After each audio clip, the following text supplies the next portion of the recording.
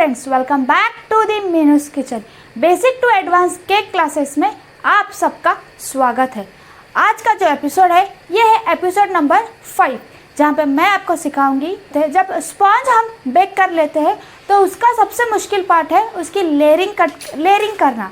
तो आज हम वही देखने वाले हैं कि स्पॉन्ज को हम कैसे कट करने वाले हैं और किस तरीके से उसकी क्रम कोटिंग करने वाले हैं। तो चलिए फिर जल्दी से शुरू करते हैं।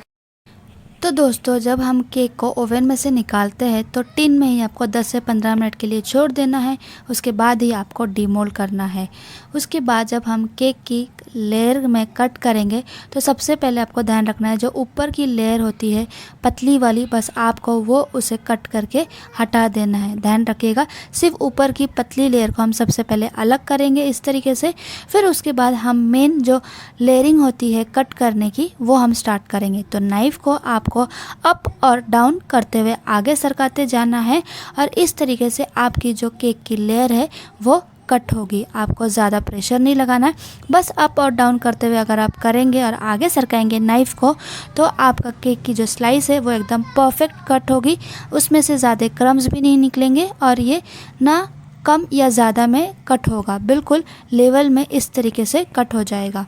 अगर केक के स्पॉन्ज की हाइट ज़्यादा है तो जो लेयर्स है वो ज़्यादा निकलेंगी, अगर हाइट कम है तो लेयर ज़्यादा नहीं निकलेंगी। मेरे केक के स्पॉन्ज में हाइट ज़्यादा थी तो 4 लेयर्स तैयार हो गई है कट होके।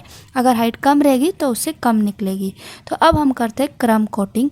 एक्चुअली जो स्टार्टिंग हिस्सा था वो शूट नहीं हो पाया, मैं कैमरा ऑन करना भूल चुकी थी, लेकिन मैं आपको एक बार बता देती हूँ। जब हम केक के स्पॉन्ज को लेयर में कट करते हैं उसके बाद हम करेंगे क्रम कोटिंग।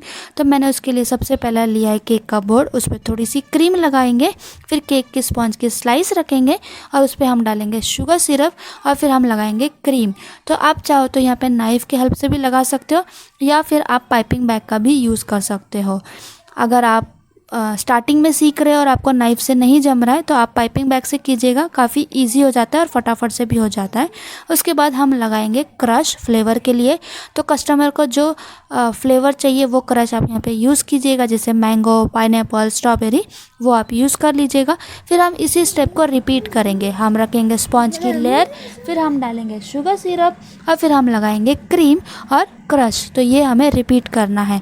तो यहाँ पे आपको ध्यान रखना है कि जो क्रीम की लेयर है वो एकदम आपको पतली रखनी है, ज़्यादा मोटी नहीं रखनी है, वरना जो आपका केक है वो एक साइड से ज़्यादा हो जाएगा और एक साइड से कम हो जाएगा।